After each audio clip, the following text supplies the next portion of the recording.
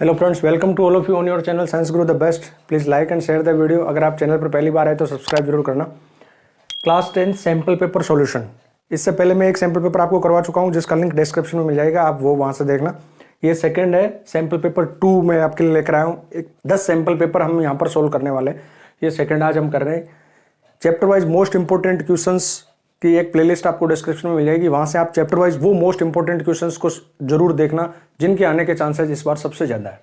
According to CBSE जो sample paper आया है सीबीएसई का, उसके अकॉर्डिंग ये सारा क्वेश्चन पेपर उन्हीं चैप्टर में से अकॉर्डिंग टू ब्लूप्रिंट में आपके लिए लेकर आ रहा हूँ कि किस किस चैप्टर में से कौन सा क्वेश्चन कितने मार्क्स का बन सकता है।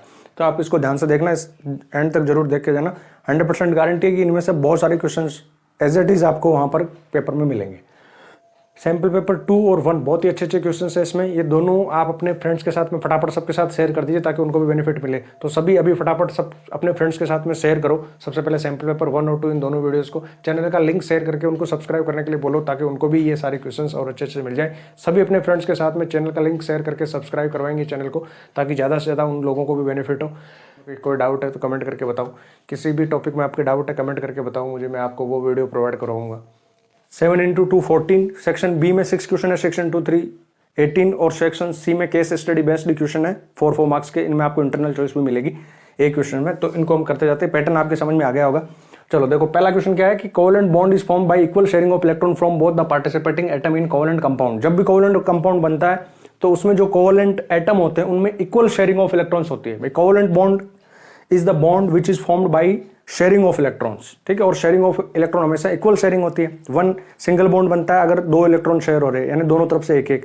डबल बॉन्ड बनता है जब 4 इलेक्ट्रॉन शेयर होते हैं, यानी दोनों एटम से 2-2। इसी तरह से ट्रिपल बॉन्ड बनता है जब एक बॉन्ड मतलब 2 इलेक्ट्रॉन। ट्रिपल बॉन्ड है तो 3 into 2 6 electron. 6 electron equal sharing होगी, 3 electron from 1 atom and 3 from other atom. इस तरह से कोवेलेंट कंपाउंड तभी फॉर्म होता है। अब इस पर क्वेश्चन पूछा, देखो ये प्रॉपर्टी जो ऑफ कोवेलेंट कंपाउंड है ना, बहुत इंपॉर्टेंट है, इस पर क्वेश्चन आएगा ही आएगा। Why are covalent compounds generally poor conductor of electricity? तो आपको यहां पर पता होना चाहिए कि गुड कंडक्टर ऑफ इलेक्ट्रिसिटी कौन होते हैं? आयोनिक कंपाउंड होते हैं। क्यों होते हैं? कंडक्शन क्यों होता है इलेक्ट्रिसिटी का किसी भी कंपाउंड में? कंडक्शन तभी होता है जब आयोन्स प्रोड्यूस होते हैं। भाई इलेक्ट्रिक करंट मतलब flow of electric charges. Charges क्या है? आयोन्स, पॉजिटिव और नेगेटिव आयोन्स। तो जब आयोन्स प्रोड्यूस होंगे तभी तो वो फ्लो होना स्टार्ट होंगे। अगर किसी कंपाउंड में आयोन ही प्रोड्यूस नहीं हो रहे, पॉजिटिव नेगेटिव आयोन ही प्रोड्यूस नहीं हो रहे, तो क्या उसमें इलेक्ट्रिसिटी कंडक्ट हो जाएगी? नहीं। इलेक्ट्रिसिटी कंडक्ट होने के लिए फर्स्ट कंडीशन रिक्वायर्ड है, वो यही है कि आयोन्स होने चाहिए, फ्री आयोन्स होने चाहिए, आयोन्स प्रोड्यूस होने चाहिए, ठीक है। तो कोवेलेंट कंपाउंड आयोन प्रोड्यूस करते ही नहीं है तो फिर वो होंगे ही नहीं, कंडक्टर नहीं होंगे। So why are covalent compound generally poor conductor? Because they do not produce ions, do not form ions. वो आयोन्स फॉर्म नहीं करते। इसलिए भाई आपने कार्बन क्या C4+ या C4- बनाता है? नहीं बनाता। ये भी इंपॉर्टेंट क्वेश्चन है, इसको भी आप देख के जाना, क्योंकि why carbon not form C4+ cation और C4- एनायन, ये क्वेश्चन भी आ सकता है, अच्छा क्वेश्चन है। तो ये बनाता ही नहीं है, ये बनाता तो वो आयोनिक कंपाउंड होता। कार्बन तो कोवेलेंट कंपाउंड है ना, तो ये तो शेयरिंग ऑफ इलेक्ट्रॉन से फॉर्म होता है कार्बन के कंपाउंड, तो सारे कोवेलेंट कंपाउंड। इसलिए आयोन्स जब ये C4+ C4- ये वाली आयोन्स इस तरह से बनाता ही नहीं है तो फिर वो क्या होगा? Poor conductor. सेकंड क्वेश्चन है नेम द फॉलोइंग कंपाउंड।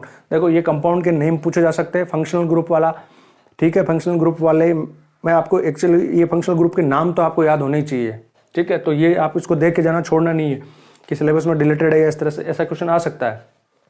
तो सबसे पहले इनमें आपको क्या करना है कि सबसे पहले आपको number of carbon atom count करने कि कितने कार्बन के एटम है। फिर आपको इनके सफिक्स क्या लगने वाले वो याद होना चाहिए। फंक्शनल ग्रुप जैसे ये यहाँ पर फंक्शनल ग्रुप ये है तो ये आपको पता होना चाहिए कि ये फंक्शनल ग्रुप किसका है, ठीक है ना। जैसे एल्कोहल है तो उसका फंक्शनल ग्रुप OH लगेगा। यहाँ पर ये कीटोन है तो कीटोन का फंक्शनल ग्रुप ये होता है कि ये कार्बन डबल बॉन्ड से ऑक्सीजन से जुड़ेगा और ये चेन के बीच में जुड़ेगा, दोनों तरफ कार्बन जो है वो जुड़ेगा। एल्डिहाइड है तो उसका CHO होता है, ये लास्ट में ही जुड़ेगा, CHO। ये एल्डिहाइड मतलब चेन में एक तरफ से ही जुड़ेगा कार्बन, तो वो CHO अगर ये है तो एल्डिहाइड है ना। एल्डिहाइड का क्या लगता है? L लगता है सफिक्स। प्रोपेनल, ठीक है, इस तरह से। ब्यूटेनल, पेंटेनल, ऐसे है ना। तो ये ध्यान रखना। अब देखो सबसे पहले आपको यहाँ पर करना क्या है? काउंट करने number of carbon atom. Carbon atom कितने हैं? 1 2 3। 1 वाले को मीथ, 2 वाले को ईथ, 3 वाले को प्रोप, ठीक है, 4 वाले को ब्यूट, पेंट, इस तरह से हम इनको कहते हैं। तो ये आपको पता होना चाहिए। अगर इनमें आपको अभी भी कंफ्यूजन है, कोई चीज समझ में नहीं आई है, तो केमिस्ट्री में जो चैप्टर नंबर 4 के मेरे वीडियोस है वहां से आप देखो, ये सारी चीजें आपको क्लियर हो जाएगी। Alkane, alkene, alkyne, general formula, nomenclature, ये सारी चीजें मैंने वहां से बता रखी है। तो 3 कार्बन का मतलब क्या हो गया? प्रोप, तो प्रोप आ गया। अब फंक्शनल ग्रुप देखना है। फंक्शनल ग्रुप क्या है? फंक्शनल ग्रुप कीटोन है, तो कीटोन का सफिक्स क्या लगाना है, ONE लगाना है।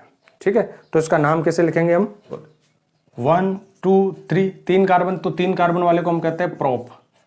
ठीक है, या प्रोपेन जैसे हम लिखते हैं ना, एल्केन को प्रोपेन, तो लास्ट का ई हट के इसका सफिक्स जुड़ जाएगा कीटोन का, तो कीटोन का सफिक्स जुड़ता है कीटोन, ये का सफिक्स जुड़ता है ONE ऑन।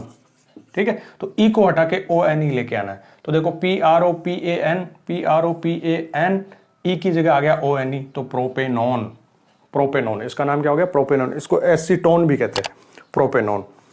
सेकंड क्वेश्चन देखो, answer the following question based on modern periodic table. ये मॉडर्न पीरियोडिक टेबल पे बेस्ड क्वेश्चन है, ट्रेंड्स पे ही ज्यादातर क्वेश्चन पूछे जाएंगे, इनको ध्यान से समझना है। अगर इनमें भी अगर आपको कहीं पर ट्रेंड्स में समझ में नहीं आया, atomic size, metallic properties, non metallic property, reactivity, ठीक है, एटॉमिक रेडियाई, ये सारी चीजें आपको इनसे रिलेटेड जो वीडियोस है चैप्टर नंबर 5 के, वहां पर आपको मिल जाएगी, अच्छे से समझ में आ जाएगी। वहां से आप देखो पूरी पीरियोडिक टेबल आपको ट्रिक्स पे याद हो जाएगी, किस तरह से याद रखना है पीरियड को, है ना, ग्रुप को कैसे याद रखना है, किस तरह से प्रॉपर्टीज वेरी करती है, ये सारी चीजें वहां से है। एक बार अगर आप देख लेंगे तो पूरा आपको अच्छे से समझ में आ जाएगा।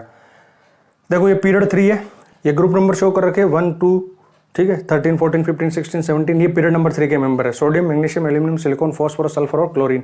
अब 2 क्वेश्चन यहां से पूछ लिया आपसे, विच एटम इज बिगर, एल्यूमिनियम और सिलिकॉन, यानी एल्यूमिनियम और सिलिकॉन इनमें से बड़ा कौन है, विच वन इज बिगर।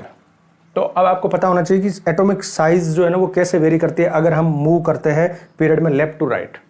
तो देखो सेम पीरियड का मतलब नंबर ऑफ सेल सेम है, थर्ड पीरियड यानी 3 सेल है, यानी K, L और M सेल है। जैसे ये फर्स्ट, ये न्यूक्लियस हो गया, ये फर्स्ट सेल हो गया K, ये सेकंड सेल हो गया L और ये थर्ड सेल हो गया M। सब में इनमें 3 सेल ही बनेंगे।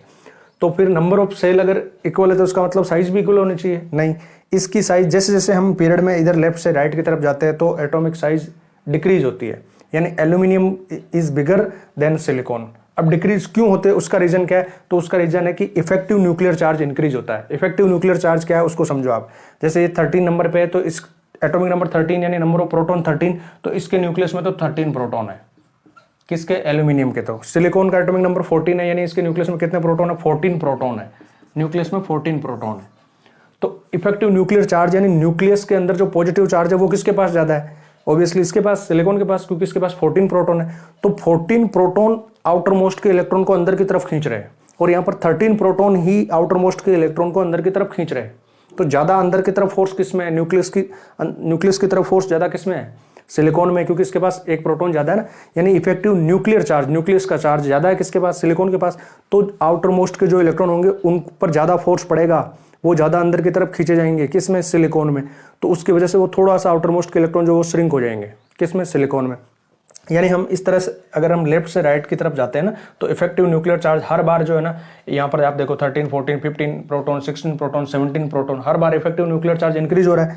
इफेक्टिव न्यूक्लियर चार्ज इंक्रीज होने की वजह से बाहर के जो आउटर मोस्ट सेल के इलेक्ट्रॉन है वो अंदर की तरफ थोड़ा श्रिंक होते जाएंगे। तो इफेक्टिव न्यूक्लियर चार्ज इंक्रीज होने की वजह से एटॉमिक साइज डिक्रीज होती है पीरियड में। अगला है identify the most metallic and non metallic element in period third. इनमें मोस्ट मेटेलिक कौन है, मोस्ट नॉन मेटेलिक कौन है। मेटल सारी लेफ्ट साइड में होती है, नॉन मेटल सारी राइट साइड में होती है। सबसे लेफ्ट में जो आएगी वो मोर मेटेलिक होगी, ठीक है, यानी सबसे मेटेलिक या मोस्ट मेटेलिक कौन है, सोडियम है। और मोस्ट नॉन मेटेलिक इस पूरे पीरियड की बात करें तो क्लोरीन है। मेटेलिक और नॉन मेटल इधर जा रहे तो नॉन मेटल की तरफ जा रहे तो इधर नॉन मेटेलिक प्रॉपर्टी बढ़ेगी।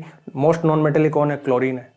इस तरह से अब इनका रीजन क्या है तो वो मैं आपको बताता हूं। मोस्ट मेटेलिक कौन है, सोडियम। देखो मेटेलिक कौन होता है, मेटेलिक मींस जो जितना इजीली अपने इलेक्ट्रॉन को लूज करे, ठीक है। Tendency to lose electron is the metallic property. How easily an element is losing the electron, its outermost electron. अब सोडियम और मैग्नीशियम को भी अगर हम कंपेयर करेंगे ना, तो सोडियम अपना इलेक्ट्रॉन जो है ना, क्योंकि सोडियम मैग्नीशियम में से साइज किसकी बड़ी है, which one is bigger, sodium is bigger. तो सोडियम के आउटर मोस्ट के इलेक्ट्रॉन और न्यूक्लियस के बीच की डिस्टेंस ज्यादा है, तो वो थोड़ा लूजली पैक्ड है इलेक्ट्रॉन, आउटर मोस्ट के इलेक्ट्रॉन, या कम फोर्स से बंधे हुए हैं कंपेरेटिव टू मैग्नीशियम।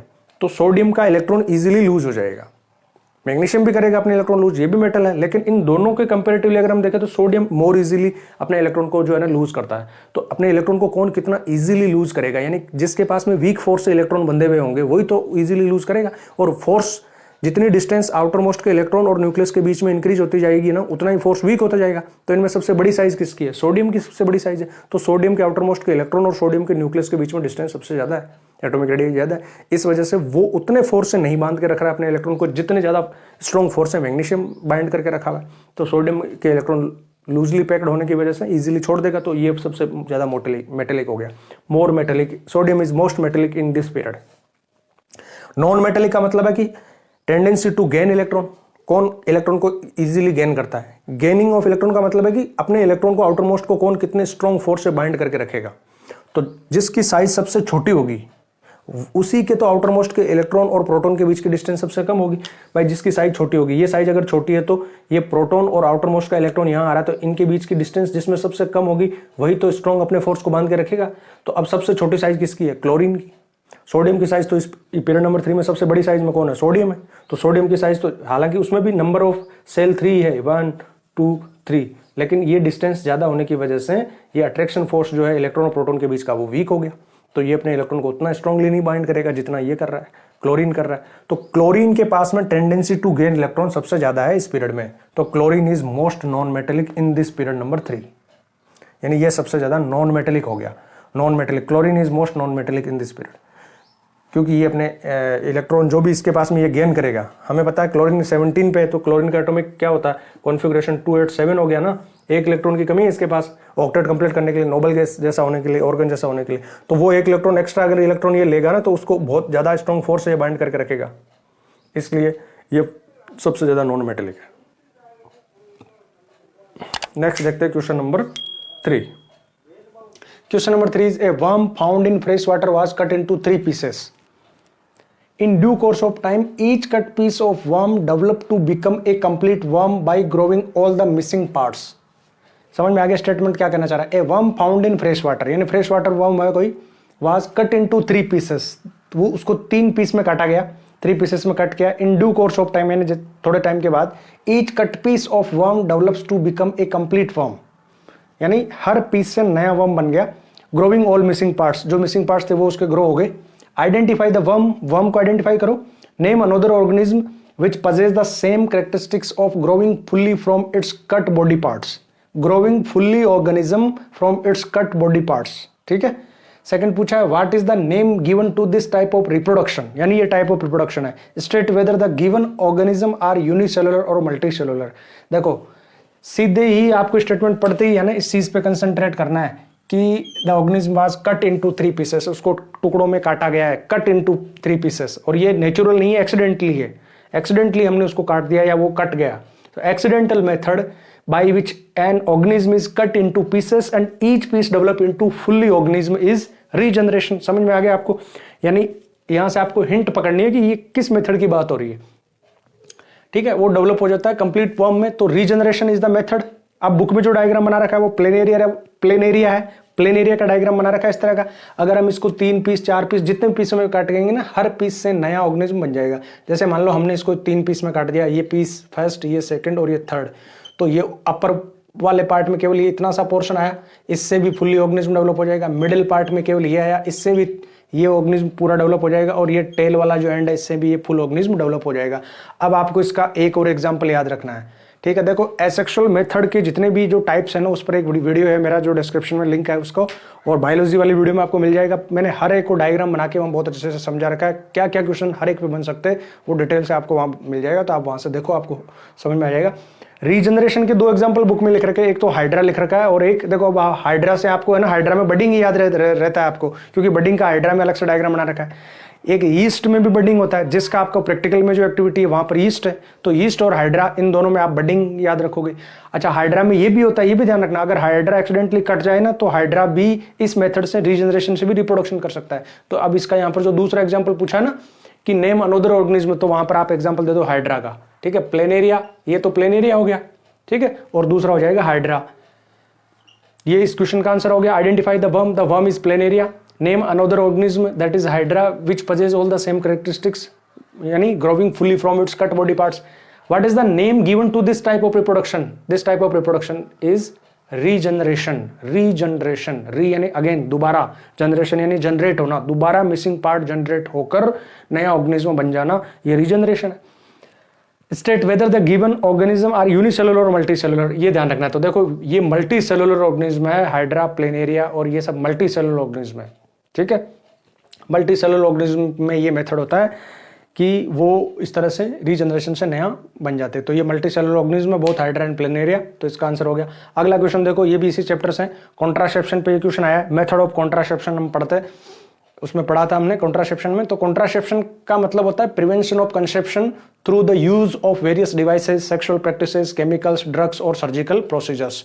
यानी कि फर्टिलाइजेशन को अवॉइड कर देना, फर्टिलाइजेशन को रोक देना, यानी प्रेगनेंसी ना हो, इसके लिए जो भी मेथड काम में लेते हैं हम लोग, उनको हम कॉन्ट्रासेप्टिव मेथड्स कहते हैं। बहुत सारे मेथड्स उसमें आते हैं, जिसमें कुछ केमिकल्स का यूज करते हैं, ड्रग्स का यूज करते हैं, या सर्जिकल मेथड्स है जिसमें ट्यूबेक्टोमी और वेसेक्टोमी आएगी।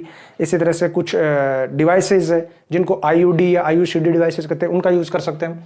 ठीक है, तो ये इसकी डेफिनेशन है कि contraception is prevention of conception. ठीक है, कंसेप्शन को प्रिवेंट करना, प्रेगनेंसी ना हो, through the use of various devices, sexual practices, chemicals, drugs and surgical procedures. Vasectomy, tubectomy पर क्वेश्चन बन सकता है, याद रखना। वेसेक्टोमी यानी वास डिफरेंसा कट होती है। वास डिफरेंसा किसमें होती है? Vas deferens is in male, so vasectomy in male. और ट्यूबेक्टोमी, ट्यूब, फेलोपियन ट्यूब किसमें होती है? Fallopian tube is in female, so tubectomy female में सर्जिकल मेथड है टू प्रिवेंशन ऑफ कंसेप्शन, और वेसेक्टोमी मेल में है। अब यहां पर जो दो क्वेश्चन पूछे ना, वो देखो आप, name any two contraceptive methods practised only by woman, यानी जो केवल वुमन ही यूज करे ऐसा। देखो दोनों अगर कॉमन मेथड यहां पर पूछा जाता है ना, कि method which is common for male and female, that is the use of condom. But यहां पर ओनली यूज बाय वुमन है, तो यहां पर आप ये लिख दो, एक तो ओरल पिल लिख दो। ओरल पिल्स, कुछ टेबलेट्स आती है, उनको यूज करके कॉन्ट्रासेप्शन को प्रिवेंट किया जा सकता है। एक दूसरा मेथड है लूप या कॉपर टी। लूप या कॉपर टी को ही आईयूडी और आईयूसीडी का कहा जाता है, इंट्रा यूटेराइन डिवाइसेस, क्योंकि ये यूट्रस में प्लांट की जाती है, यूट्रस में फिट की जाती है।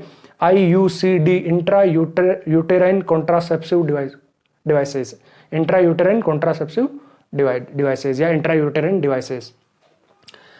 सेकंड क्वेश्चन पूछा है, तो ये ओनली यूज्ड और प्रैक्टिस बाय फीमेल हो जाएगा, ओरल पिल्स एंड लूप और copper T. How this contraceptive methods work, कैसे काम करते हैं? तो अब आपको इनका पता होना चाहिए हर एक मेथड का, कि वो किस तरह से काम करता है। जैसे वेसेक्टोमी किस तरह से कॉन्ट्रासेप्शन को ये कंसेप्शन को प्रिवेंट करती है, किस तरह से वेसेक्टोमी, ट्यूबेक्टोमी कैसे करती है, तो इनका भी आपको ध्यान होना चाहिए। ओरल पिल क्या करती है कि ओरल पिल हार्मोनल चेंज लाती है। जब ओरल पिल लेते हैं ना, तो हार्मोनल बैलेंस या हार्मोनल इम्बैलेंस हो जाता है। लॉन्ग टर्म में इनको यूज करना साइड इफेक्ट भी हो सकते हैं। हार्मोनल बैलेंस को चेंज करती है, तो हार्मोन्स जो एस्ट्रोजन हार्मोन है, फीमेल सेक्सुअल हार्मोन जो है, मेन हार्मोन जो एस्ट्रोजन हार्मोन है, वो हार्मोन कम रिलीज होगा, और वो हार्मोन कम रिलीज होगा तो एग रिलीज आउट नहीं होंगे, है ना। जो ओवल्यूशन की जो प्रोसेस होती है, एग रेडी नहीं होगा, एग मैच्योर नहीं होगा, रिलीज आउट नहीं होगा, फर्टिलाइजेशन के लिए एग मिलेगा ही नहीं स्पर्म को, ऐसी होता है। तो ये तो हो गया कि ओरल पिल किस तरह से काम करती है, change hormonal balance, so egg not released, egg release नहीं होते। अब लूप या कॉपर टी किस तरह से काम करती है, तो देखो इनको इंट्रा यूटेरन यानी यूट्रस में इंप्लांट किया जाता है। यूट्रस में इंप्लांट करने से ये स्टॉप कर देती है स्पर्म को टू गो विथ एग, कि वो स्पर्म एग तक पहुंचते ही नहीं है फर्टिलाइजेशन के लिए। और अगर पहुंच भी गया, फर्टिलाइजेशन भी हो गया, तो भी उसका इम्प्लांटेशन नहीं होगा, क्योंकि यूट्रस में इम्प्लांट जो जाइगोट फॉर्म होगा, उस जाइगोट को और फिर जो एम्ब्रियो बनेगा, उस जाइगोट के इम्प्लांटेशन के लिए वहाँ यूट्रस में जो थिकनिंग ऑफ वाल और वो सारी चीज़ें जो होती है ना, वो नहीं होगी, वो चीज़ें यहाँ पर स्टॉप हो जाती है। तो इसका आंसर आप इस तरह से लिख देना कि लूप कॉपर टी जो है ना, वो प्लेस्ड की जाती है यूट्रस में, they stops sperm to fertilize the egg and they also prevent और stop the implantation of embryo. ये भी आप इसमें एक पॉइंट लिख सकते हो। तो ये क्वेश्चन नंबर 3, 4 हो गए। अब हम देखते हैं question number 5। Number 5 is in A cross between capital P and small P. Capital P का मतलब पिंक फ्लावर और स्मॉल मतलब व्हाइट फ्लावर है, ठीक है। All the F1 progeny had pink flowers. It was observed that when F1 progeny was self-crossed in F2 progeny, some flowers were white. Monohybrid cross है, देखो एक ही ट्रेट लिया है, यहाँ पर मोनोहाइब्रिड क्रॉस है, पता चल गया। दो अगर एक साथ ले लेते हैं ना, कि जैसे मान लो कि round yellow, round yellow yellow और रिंकल्ड ग्रीन, ये रिंकल्ड और ये ग्रीन, इस तरह से दो ट्रेट का अगर एक साथ देते तो वो डाई हाइब्रिड क्रॉस थे। यहाँ पर एक ही ट्रेट है, pink flower white flower, capital से जो लिखता है वो डोमिनेंट होता है, तो ये डोमिनेंट ट्रेट है और ये रिसेसिव ट्रेट है। अब मोनोहाइब्रिड क्रॉस हमें पता है कि F1 जनरेशन में सारे के सारे जो भी होगा वो केवल डोमिनेंट ट्रेट अपीयर होगा, रिसेसिव होगा नहीं। F2 जनरेशन में रिसेसिव ट्रेट अपीयर होगा और फिनोटाइप क्या होगा, 3-1 होगा, यानी 3 ये और 1 ये, रिसेसिव वाला 1 होगा। जीनोटाइप क्या होगा, 1-2-1 होगा। तो इस जीनोटाइप फिनोटाइप भी क्वेश्चन आ सकता है, कैसे भी रेशियो में करके, जीनोटाइप में, फिनोटाइप में, या इनका रीजन भी पूछ सकते हैं। यहाँ पर एक क्वेश्चन ऐसा भी बन सकता है कि why all flowers are pink in F1 generation, what happen to the white flowers in F1 generation, why the white flower appear only in F2 generation, why it do not appear in F1 generation, mono hybrid cross पर, या Mendel का जो law है, law of dominancy, वो भी पूछा जा सकता है कि विच लॉ इज एसोसिएटेड या रिलेटेड टू दिस फिनोमिना, ऐसा करके कैसे भी क्वेश्चन आ सकता है। ये चीजें आपको क्लियर होनी चाहिए। जीनोटाइप, फिनोटाइप, अगर कुछ डाउट है तो आप वीडियोस देखो, नीचे प्लेलिस्ट है बायोलॉजी की, वहां पर आपको इन पे वीडियो मिल जाएंगे, वहां से आपको सारी चीजें क्लियर हो जाएगी। इसके आंसर को एक बार देख लेते हैं हम। देखो व्हाइट और पिंक है ना, तो मोनो हाइब्रिड क्रॉस है, सबसे पहले हम क्रॉस करवा लेते हैं इस तरह से, जैसे हमें पता है कि ये हमें होमोजाइगस कंडीशन लेनी है, होमोजाइगस कॉन्ट्रास्टिंग, ये तो प्योर होमोजाइगस मतलब डोमिनेंट, और इधर लेना होमोजाइगस रिसेसिव, दोनों पी है तो होमोजाइगस है, ठीक है, दोनों एक जैसे होने चाहिए जीन, तो वो होमोजाइगस कंडीशन है। ये दोनों कंडीशन होमोजाइगस है, ये रिसेसिव है और ये डोमिनेंट है। ये कंडीशन है ना, ये हेट्रोजाइगस होती है जब एक कैपिटल पी एक स्मॉल टी होता है। जैसे लेंथ वाले केस में ये कंडीशन हेट्रोजाइगस कंडीशन है, because two genes are different, दोनों अलग अलग है तो हेट्रोजाइगस, और दोनों सेम है। जैसे ये है, ये वाली कंडीशन ये होमोजाइगस कंडीशन है, ये वाली कंडीशन भी होमोजाइगस कंडीशन है, ये होमोजाइगस रिसेसिव है, ये होमोजाइगस डोमिनेंट है, ठीक है। तो ये ले लिया। अब इनके गेमेट बनाओ, ये तो हो गई F1 जनरेशन के पेरेंट हो गए, ये तो पेरेंट हो गए। अब इनके गेमेट बनाएंगे तो देखो इसके गेमेट क्या बनेंगे, ये बन गया, ये बन गया, इसके दोनों स्मॉल वाले बन जाएंगे इस तरह से, ठीक है। अब F1 जनरेशन में क्रॉस करवाना है, तो क्रॉस करवाएंगे तो मैंने आपको बता रखा है, एक का 3 के साथ, फिर 1 का 4 के साथ, फिर 2 का 3 के साथ, फिर 2 का 4 के साथ, तो ये 1, ये 2, ये 3 और ये 4। 1 का 3 के साथ, एक कैपिटल एक स्मॉल, फिर 1 का 4 के साथ, एक कैपिटल एक स्मॉल, फिर 2 का 3 के साथ, एक कैपिटल एक स्मॉल, फिर 2 का 4 के साथ, एक कैपिटल और एक स्मॉल। यानी सारे के सारे कैसे बन रहे हैं, एक कैपिटल है और एक स्मॉल आ रहा है, एक कैपिटल आ रहा है, एक स्मॉल आ रहा है। लेकिन एपियर कैसा होगा, ओनली डोमिनेंट विल एपियर, तो सारे के सारे फ्लोवर कैसे होंगे, पिंक फ्लोवर होंगे, ये इस डोमिनेंट ट्रेट की वजह से। All flowers are pink, all are pink. अब ये पेरेंट बन गई, और F2 जनरेशन में अगर इनमें सेल्फ करवाते हैं ना, सेल्फ क्रॉस करवाते हैं, तो देखो क्या होता है, capital small cross capital small. अब ये पेरेंट है F2 जनरेशन के लिए। अब इनके गेमेट बनाओ, देखो यहाँ पर क्या गेमेट बन रहा है, एक कैपिटल एक स्मॉल बन रहा है, यहाँ पर क्या बन रहा है, एक कैपिटल और एक स्मॉल बन रहा है, बन गए गेमेट, ठीक है। अब इनकी F2 जनरेशन लो, तो वही करवाना, 1 2 3 4, 1 2 3 4, 1 का 3 के साथ, 1 का 3, ये 3 के साथ, तो दोनों कैपिटल आ गए। फिर 1 का 4 के साथ, तो एक तो ये तो कैपिटल है ही, और ये इधर से स्मॉल आ गए, ठीक है। फिर 2 का 3 के साथ, इधर वाला स्मॉल, इधर वाला कैपिटल, पहले कैपिटल वाला लिखा जाता है डोमिनेंट वाला, तो पहले कैपिटल पी लिख देंगे।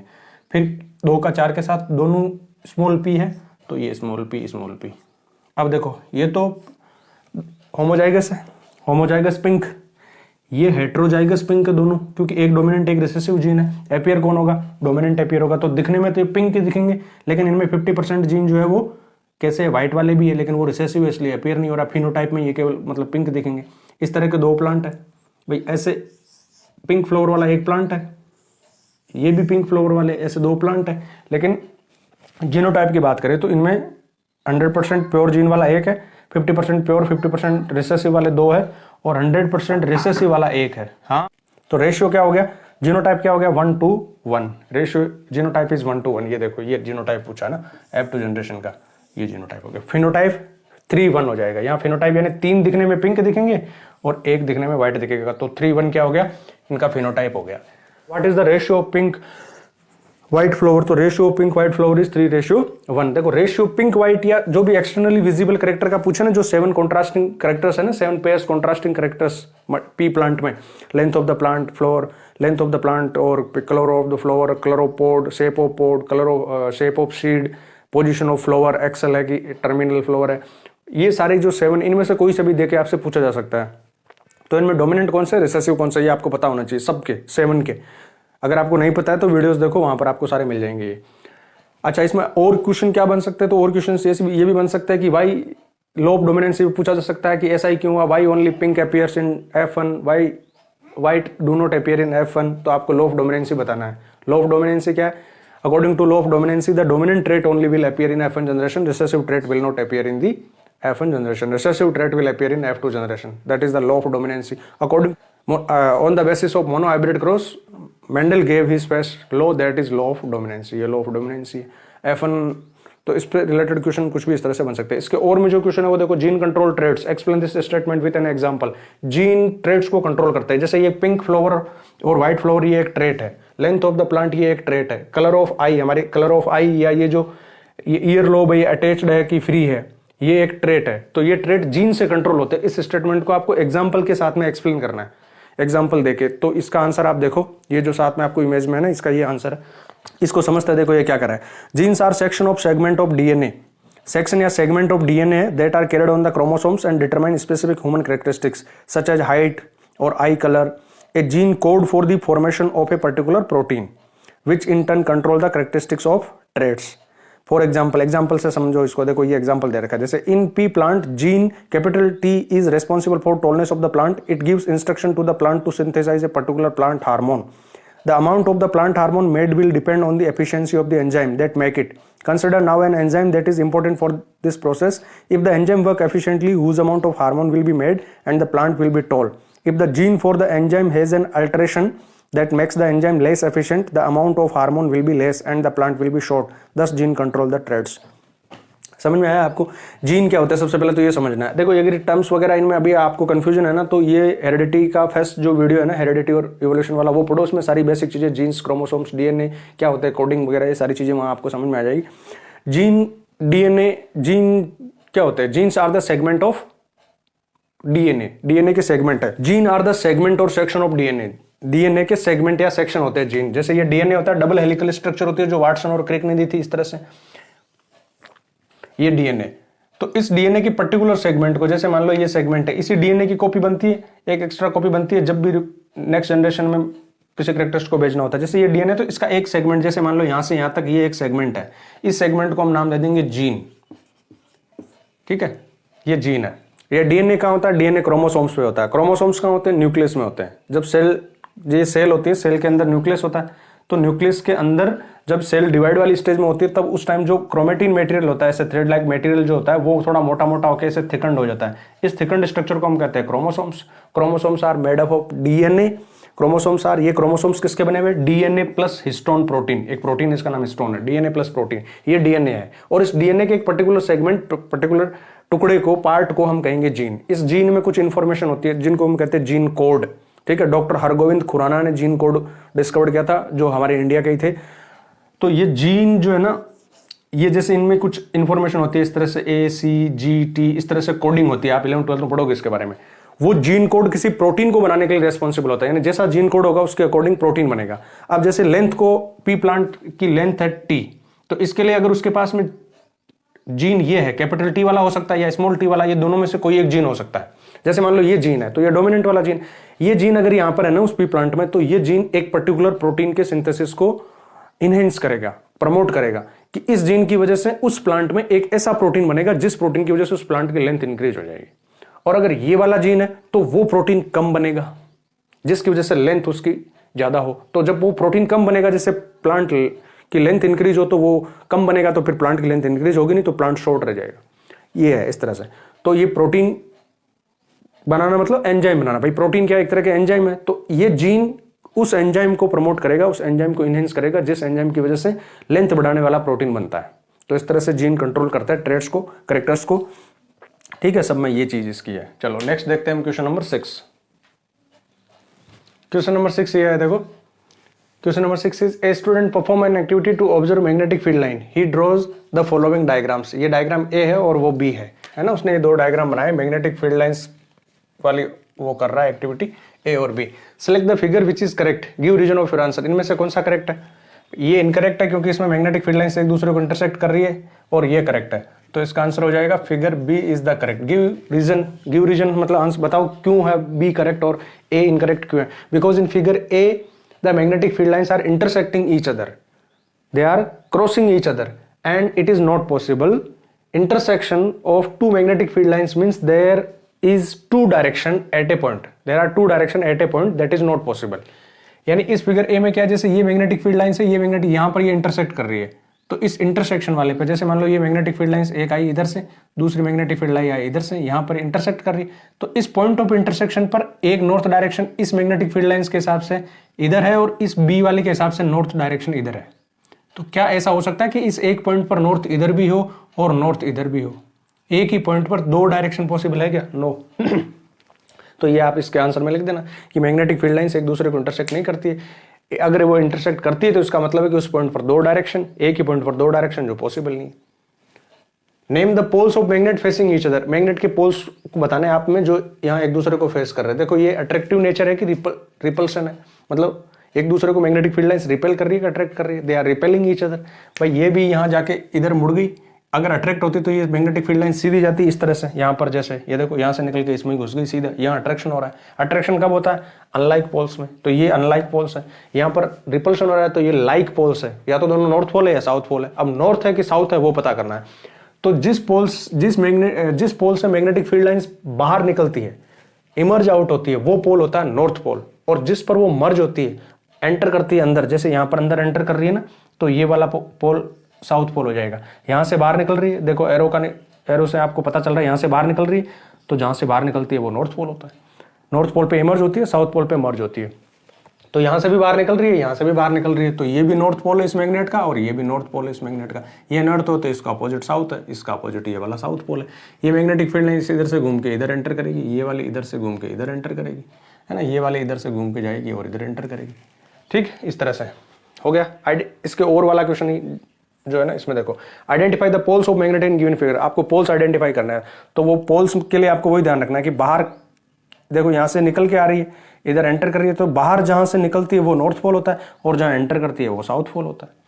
सेम ऐसा ही यहाँ पर है, तो ये बाहर निकल रही है इस पोल से, और तो ये नॉर्थ पोल हो जाएगा, और यहाँ एंटर कर रही है तो ये साउथ पोल हो जाएगा।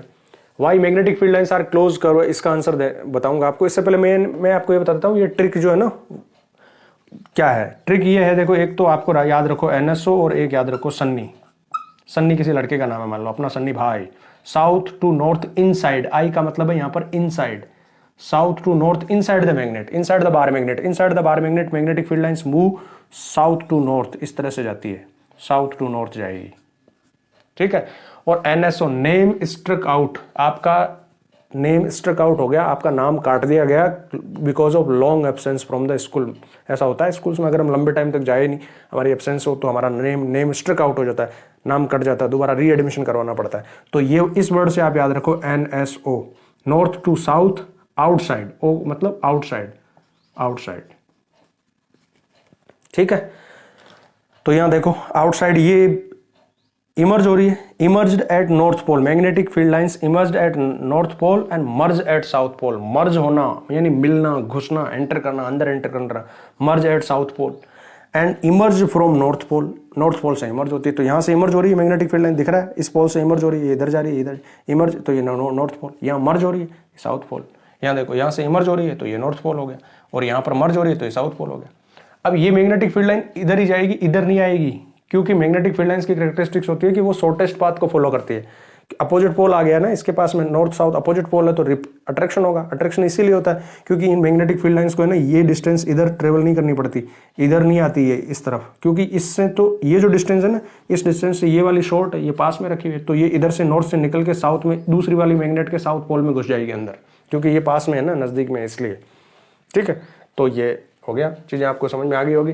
ठीक है। और इसमें कुछ, हाँ ये वाला क्वेश्चन, सॉरी बी वाला देखो, why magnetic field lines are close curve. Magnetic field lines close curve क्यों होती है, यानी ये लूप क्यों बनाती है पूरा क्लोज, तो उसका रीजन यही है कि outside the bar magnet the magnetic field lines travel from north to south, whereas inside the bar magnet that travel from south to north, that's why they form a close curve. ये जैसे ये magnetic field line है, ये outside ये north से निकली और south में आई, और इनसाइड ये साउथ से नॉर्थ, तो ये एक बंद सर्कुलर लूप बन गया ना, क्लोज कर्व बन गया, इसलिए। तो ये characteristics of magnetic field lines है ना, इंपॉर्टेंट है, इन पर क्वेश्चन आएगा, 1 नंबर 2 नंबर का क्वेश्चन आ सकता है, इनको ध्यान से करके जाना। Why two magnetic field line never intersect, why they are closed curve, इसकी स्ट्रेंथ, मैग्नेटिक फील्ड लाइंस की strength, why they are crowded at poles, और क्राउडेड एट पोल्स पे होने का मतलब क्या है, इस ऐसे क्वेश्चन यहाँ पर बन सकते हैं। नेक्स्ट क्वेश्चन नंबर 7, जो सेक्शन ए का लास्ट क्वेश्चन है, देखो, the following organisms form A food chain. ये एक फूड चेन है, एनवायरमेंट वाले चैप्टर में से आया ये क्वेश्चन, ये फूड चेन है। ठीक है। ग्रास, देन इंसेक्ट, ग्रास ऊपर हो सकता है, कोई भी हो सकता है, बटरफ्लाई हो सकता है, then frog, frog to snake, snake to hawk, या ईगल भी हो सकता है वहां पर।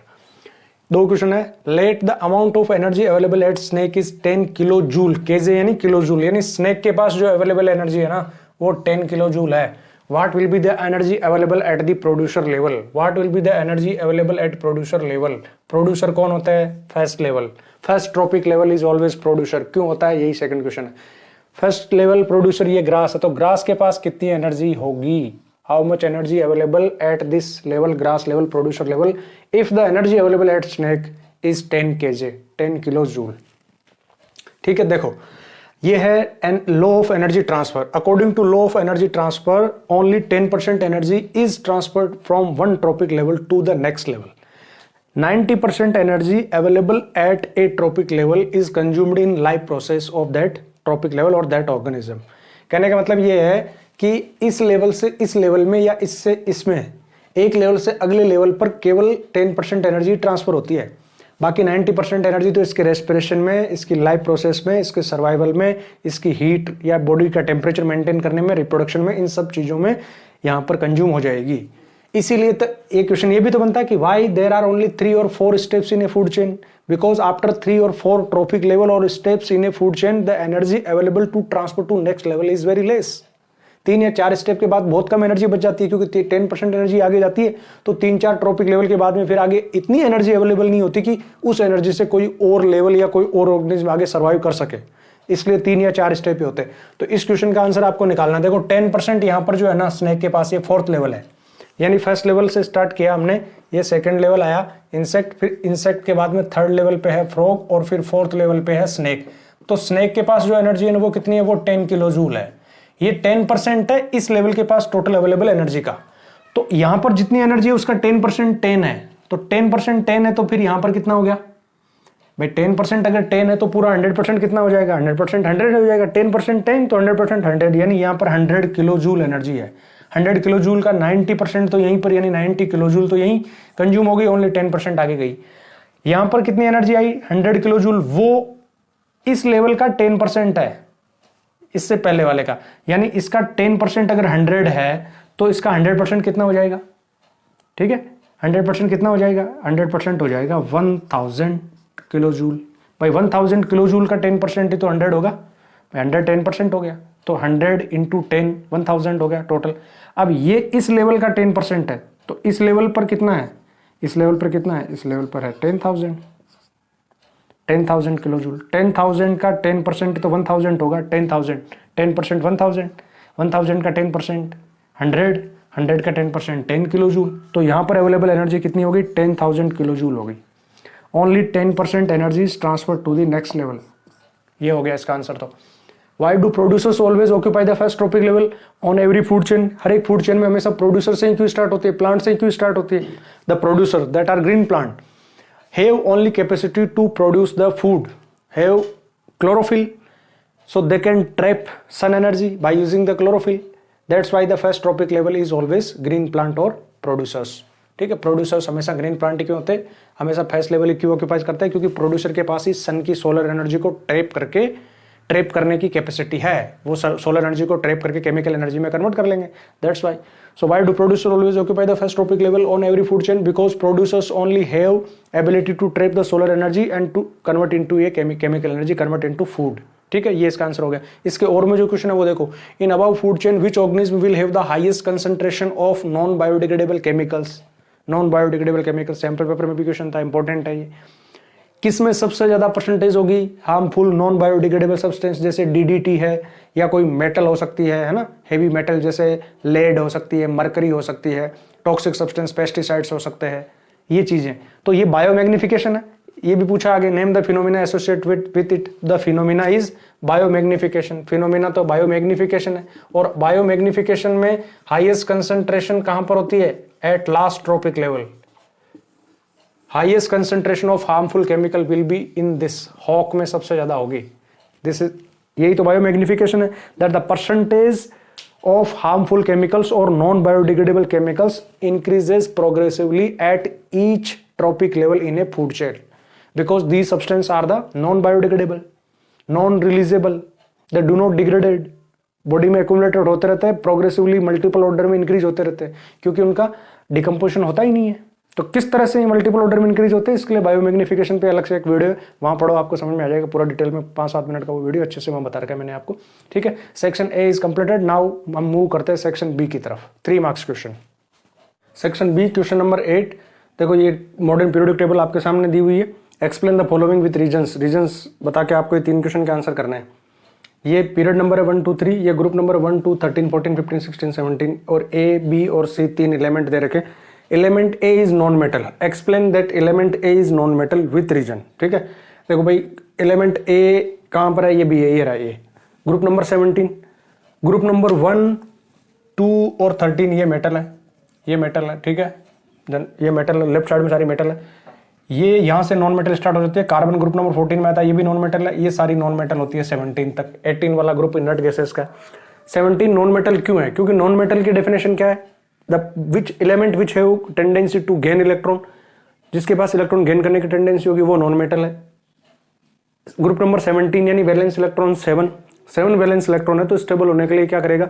7 लूज करेगा कि 1 गेन करेगा? 1 गेन करेगा। So it has 7 valence electron, it can gain 1 electron to form a negative ion. और जब ये 1 इलेक्ट्रॉन गेन करेगा तो नेगेटिव आयन बनेंगे। Non metals are electronegative element, metals are electropositive, क्योंकि वो अपना इलेक्ट्रॉन लूज करते हैं तो पॉजिटिव आयन्स बनाते हैं।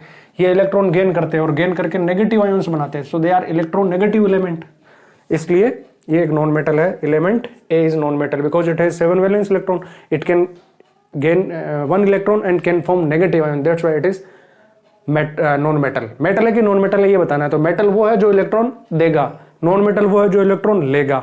ठीक है, C is larger than A, C is larger than A।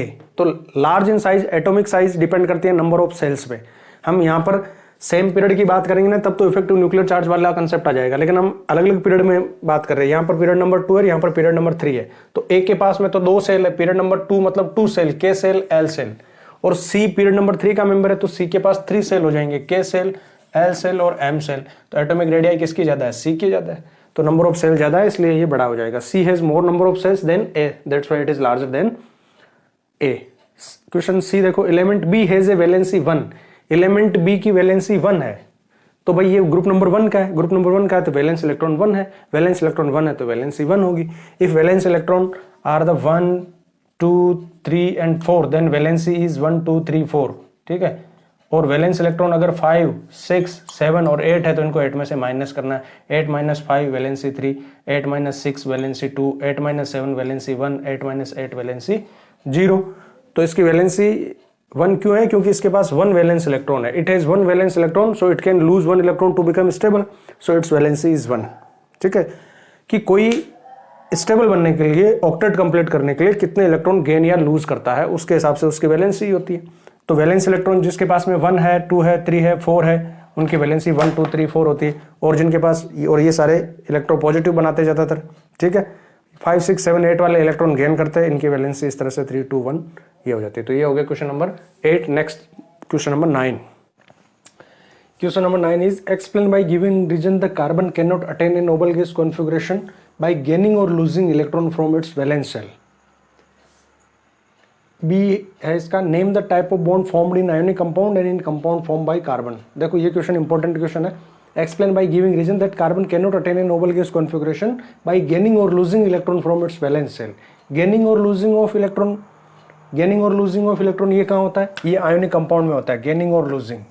ठीक है ना, यानी हम इस क्वेश्चन को ऐसे भी कह सकते हैं कि why carbon can not form C4+ cation और C4- एनायन। यही क्वेश्चन है ये सेम, कि ऐसा क्यों नहीं होता कार्बन में, आयोनिक कंपाउंड क्यों नहीं बनाता कार्बन।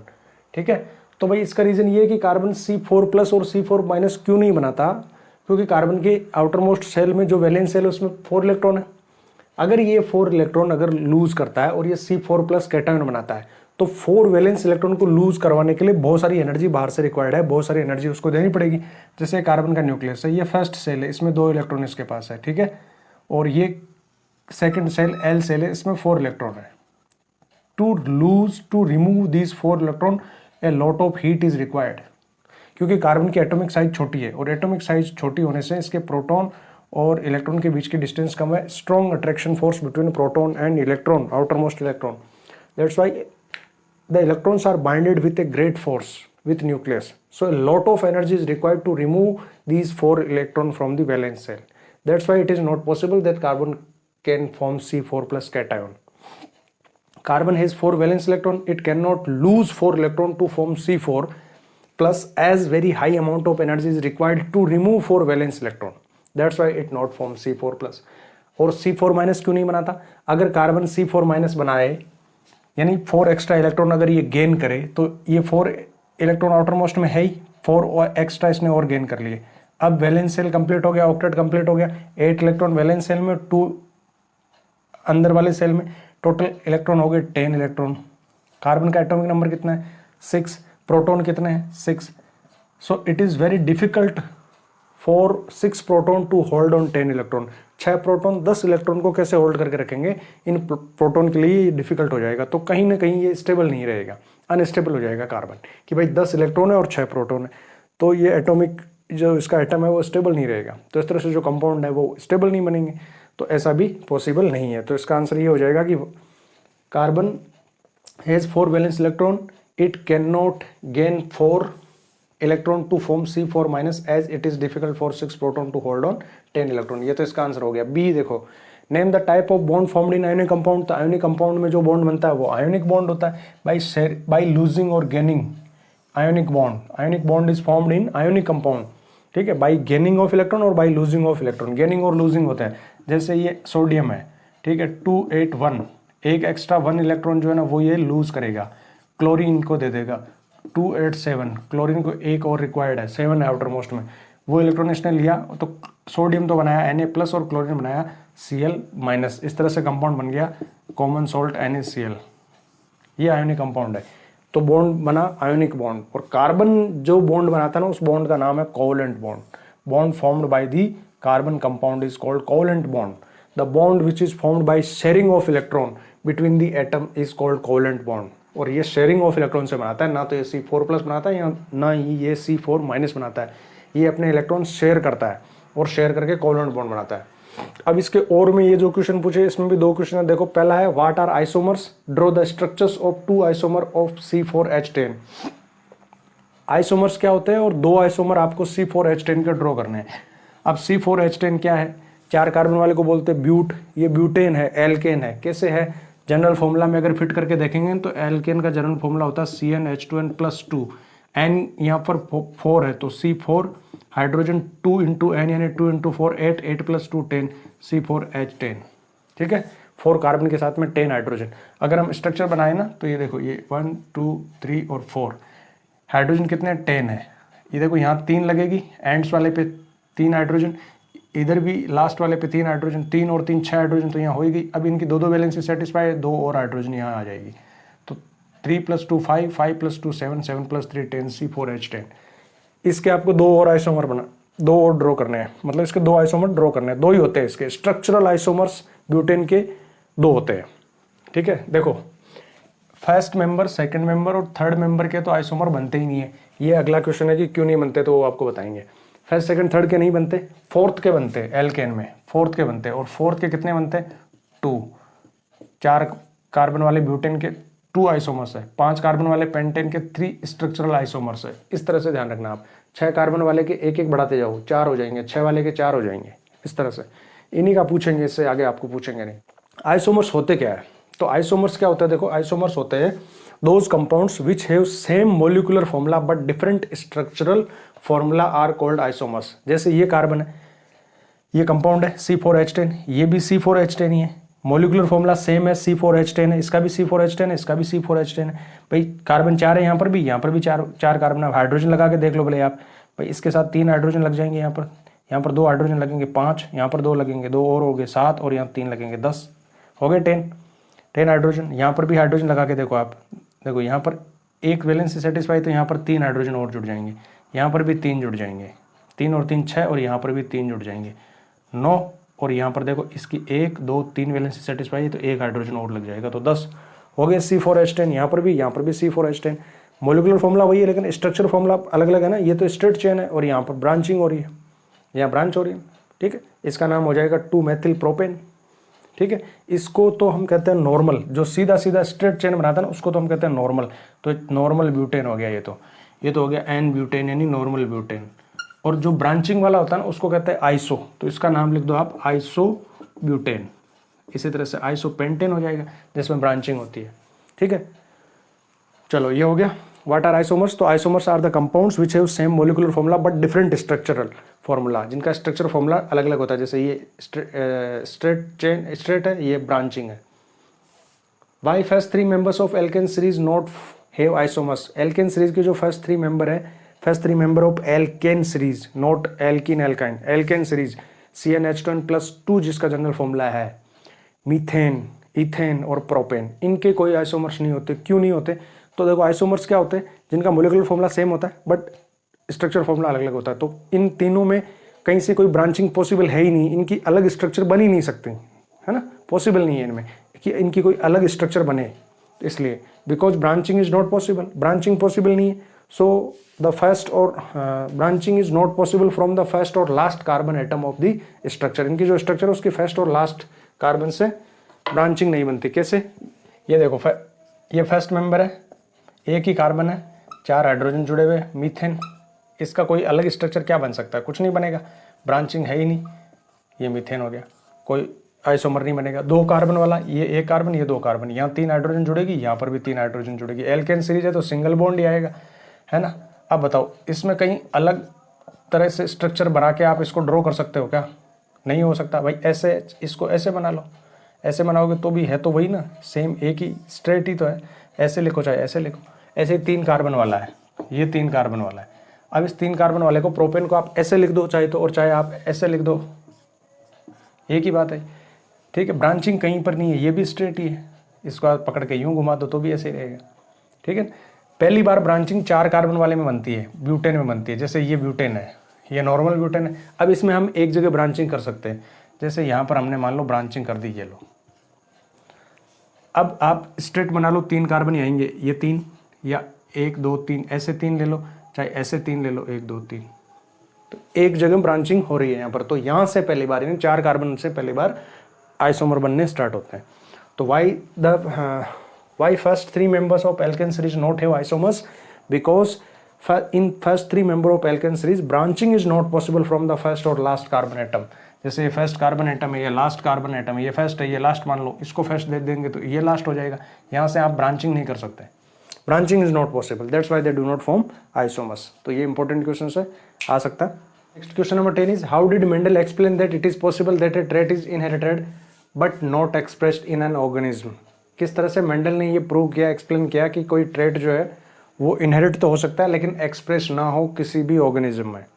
यानी वो इनहेरिट तो हो, एक जनरेशन से अगली जनरेशन में जाए, लेकिन एक्सप्रेस ही ना हो, ये हो सकता है। ऐसा मेंडल ने कैसे बताया या किस तरह से उसने एक्सपेरिमेंट करके ये चीज़ बताई? तो देखो ये बताया उसने मेंडल ने, जो मोनोहाइब्रिड क्रॉस था ना उसमें यही तो था।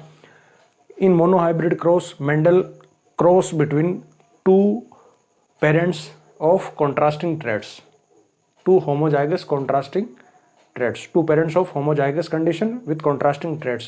Then he found that in F1 generation only dominant trait appears, recessive traits not appear in F1 generation, recessive traits appear in F2 generation. So in F1 generation we can say that a trait that is recessive trait is inherited to this generation in F1 generation but not expressed. In F1 generation the expressed trait is the dominant trait, ठीक है। तो इसका answer इस तरह से हो जाएगा। देखो ये जो आप देख रहे हो ना, ये इस तरह से आपको आंसर लिखना है। Mendel first selected 2 pure line plants having contrasting characters. He then crossed such plants in the F1 generation. He observed that only one of the 2 contrasting characters appeared. He called it dominant, and the one which does not get expressed in F1 was recessive. He later self the F1 plants and observed that both the traits appear but in a definite proportion. It can be explained by the following cross. ये cross है। So this is how Mendel explained that a trait may be inherited but may not expressed. भाई उसने ये लिए, ये gamete हो गए इनके, और ये इनके F1 जनरेशन है। इस F1 जनरेशन के सारे प्लांट ये कैसे टॉल प्लांट है, टॉलनेस। तो रिसेसिव कहाँ गया, शॉर्टनेस कहाँ गई? ये जो ट्रेट था शॉर्ट वाला कि पौधा बोना होगा शॉर्टनेस, ये कहाँ गया? ये इनहेरिट तो हुआ यहाँ पर F1 जनरेशन में। फिर F1 जनरेशन में इसने सेल्फिंग करवाया, इनके बीच में सेल्फ पॉलिनेशन होने दिया। तो F2 जनरेशन में 25% प्लांट हमको रिसेसिव ट्रेट वाले भी मिल रहे हैं। अगर ये यहाँ आता ही नहीं ना F1 में, तो फिर F2 में डायरेक्ट कैसे आ जाता है ये ट्रेट? तो F1 में आया तो है ये ट्रेट रिसेसिव, ये रिसेसिव ट्रेट F1 में आया तो है, इनहेरिट तो हुआ है, लेकिन एक्सप्रेस नहीं कर सका अपने आप को, एक्सप्रेस नहीं हुआ। क्यों नहीं हुआ? क्योंकि इसके साथ में दूसरा जो जीन था, इस जीन के साथ वो कैसा था, डोमिनेंट वाला था। जब ये कंडीशन बनती है हेटेरोजाइगस, तो वो डोमिनेंट ही अपीयर होता है, केवल कि कैपिटल टी की वजह से पौधा दिखने में कैसा दिखेगा, टॉल ही दिखेगा, हालांकि उसमें जीन रिसेसिव वाले भी। तो ये बात हमको इस तरह से लिखनी है इसमें, ठीक है। क्वेश्चन नंबर 11 इलेक्ट्रिसिटी वाले चैप्टर में से देखो ए और बी 2 क्वेश्चन पूछे यहाँ पर। What is electric power, define करना है इलेक्ट्रिक पावर को। Express it in terms of potential difference V and resistance R, यानी इलेक्ट्रिक पावर को आपको V और R के कॉन्टेक्स्ट में इसको एक्सप्रेस करना है, यानी कि P का फॉर्मूला वो लिखना है जिसमें V और R आए, ठीक। सेकंड क्वेश्चन में है कि N electric iron of 1 kilowatt is operated at 220 volt, find which of the following fuses that respectively rated 1 ampere, 3 ampere and 5 ampere can be used, यानी किस रेटिंग का फ्यूज वायर हमें इस इलेक्ट्रिक आयरन के लिए काम में लेना है जिसमें 1 किलोवाट पे ऑपरेट होती है 220 वोल्ट पे।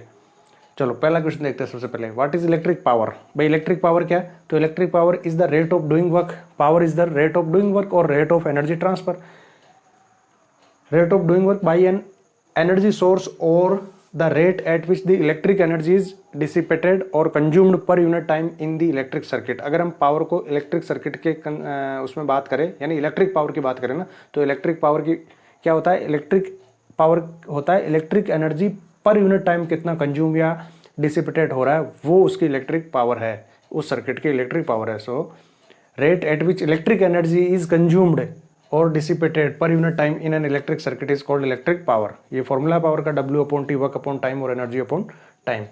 ये जो सेकंड पार्ट है ना इसका, express the power in term of potential difference and resistance R, तो ये फॉर्मूला हो जाएगा P is equal to V²/R। कैसे आया, देखो 3 फॉर्मूला है, आप ये जो मेन फॉर्मूला है ना इससे याद रखो, P is equal to VI है हमारा मेन फॉर्मूला, इसको याद रखो। अब यहाँ से आपको क्या करना है, दूसरा और तीसरा फॉर्मूला भी बनाना है, ये वाले। तो कैसे बनाना है, देखो ये V का फॉर्मूला ओम्स लॉ से और I का फॉर्मूला ओम्स लॉ से डाल दो, 2 नए फॉर्मूला बन जाएंगे। पहले हम V का फॉर्मूला ओम्स लॉ से डाल देते हैं यहाँ पर, तो P is equal to V की जगह V का फॉर्मूला ओम्स लॉ से क्या होता है भाई, ओम्स लॉ से V is equal to IR होता है, तो V की जगह ये लिखो IR इंटू I, क्या हो गया भाई I इंटू I स्क्वायर, तो P का फॉर्मूला हो गया I²R, ये सेकेंड फॉर्मूला बन गया। अब हम क्या करेंगे, अभी हमने V का फॉर्मूला डाला था, अब हम I का फॉर्मूला डाल देंगे यहाँ पर ओम्स लॉ से। तो ओम्स लॉ से I क्या होता है, I is equal to V/R, तो I की जगह हम V/R लिख देंगे।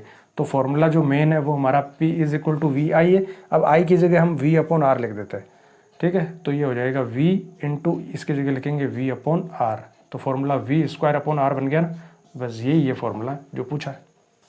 तो ये 3 फॉर्मूले हो गए, P is equal to VI, P is equal to second formula ये रहा I²R और P is equal to V²/R, ये 3 फॉर्मूला यहाँ पर बन गए। अगला क्वेश्चन देख लेते हैं, एन इलेक्ट्रिक आयरन। अच्छा देखो इसमें जब ये पावर की बात आई तो मैं आपको ये भी बता देता हूँ, इलेक्ट्रिक पावर वाला थोड़ा सा यहाँ पर आपको एक्सप्लेन कर देता हूँ ये क्या चीज़ होती है। भाई power is work upon time या एनर्जी अपॉन टाइम।